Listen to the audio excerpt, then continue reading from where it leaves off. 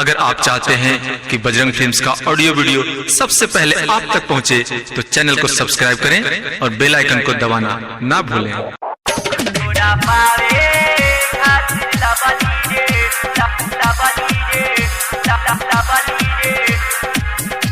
Recording by Bajrang studio Gyaspur. तोरा पावे खातिर लबली रे, जाति बानी भोले नगरी रे। तोरा पावे खातिर लबली रे, जाति बानी भोले नगरी रे। दिल्ली माने ना मन लागे ना, दिल्ली माने ना मन लागे ना, तोहरा फेरा में पड़ली रे।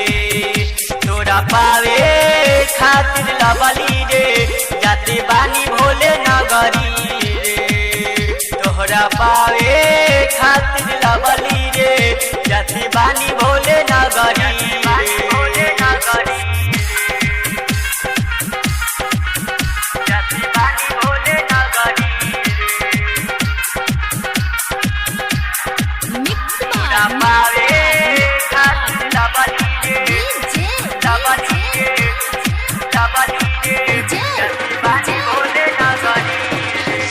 सुल्तानगंज से लेके जलावा जाइब देवघर रे,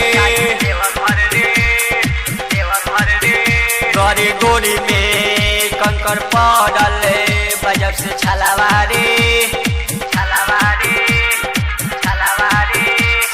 सुन तोरा चौकर में जाता नी बाबा दुआरी रे। तोरा पावे खातिर लबली रे, जाति बानी बाबा नगरी रे। बाबा जानी हम अंतर्यामी हम, जाने दुनिया सगरी रे। तोहके पावे खातिर लबली रे, जाति बानी भोला नगरी रे। तोहके पावे खातिर लबली रे, जाति बानी भोला नगरी रे। भोला नगरी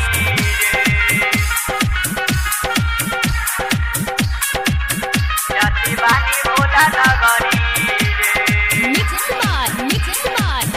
जाति बानी भोला नगरी रे, जाति बानी भोला नगरी रे। गइले मुकेश के संघवा तू देवघर रे, देवघर रे। नले गइले काहे अखिलेश के संघवा रे, संघवा रे, संघवा रे। कहे ई रोशन माफी न करी है भोले जानी रे। तोहरा पावे खातिर लबली रे, जाति बानी भोला दुआरी रे। दिल लागे न मन माने न, तोहरा फेरा में पड़ली।